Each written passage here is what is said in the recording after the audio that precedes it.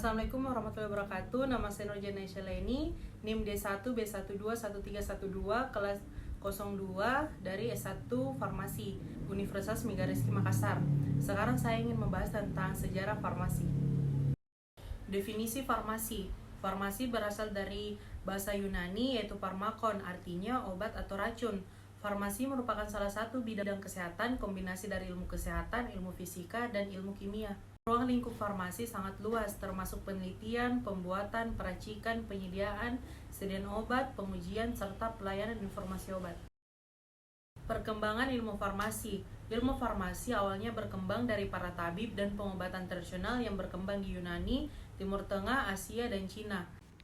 Tokoh-tokoh besar farmasi yang pertama Hippocrates pada tahun 370 sampai 460 sebelum Masehi, dikenal juga sebagai bapak ilmu kedokteran, menerangkan obat secara rasional dan menyusun sistematik pengetahuan kedokteran serta meletakkan pekerjaan kedokteran pada suatu etik yang tinggi. Yang kedua, Dioscorides pada abad 1 Masehi, ahli botani berasal dari Yunani atau ilmu farmakologi. Hasil karyanya yaitu De Materia Medica, obat yang dibuat opium, ergot, hyoscyamus, dan cinnamon. Yang ketiga, Galen pada tahun 130 sampai 200 Masehi. Dokter dan ahli farmasi berasal dari Yunani, menciptakan suatu sistem yang sempurna dari fisiologi, patologi, dan pengobatan, mencampur dan melebur bermacam-macam tumbuhan obat atau sekarang dikenal sebagai farmasi galenika.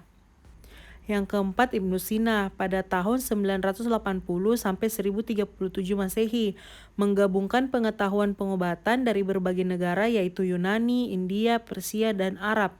Menulis beberapa buku tentang metode pengumpulan dan penyimpanan tumbuhan obat, menulis buku tentang cara pembuatan sedan sirup, obat pil, suppositoria.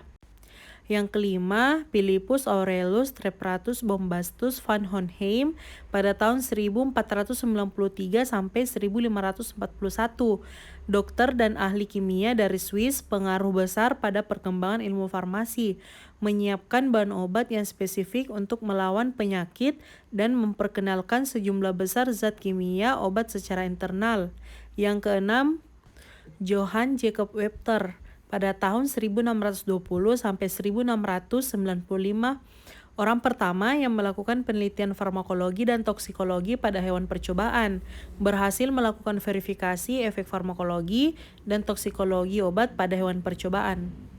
Perkembangan obat awalnya tanaman, lalu menjadi obat tradisional jamu, sampai akhir abad 19 obat yaitu produk organik atau anorganik dari tumbuhan yang dikeringkan atau segar, bahkan hewan atau mineral. Keterbatasan menimbulkan efek toksik bila dosisnya terlalu tinggi atau pada kondisi tertentu penderita.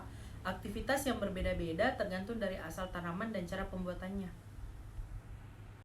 Itu tadi materi dari saya tentang sejarah ilmu farmasi. Lebih dan kurangnya tolong dimaafkan. Saya ucapkan wabillahi taufiq wal hidayah. Assalamualaikum warahmatullahi wabarakatuh.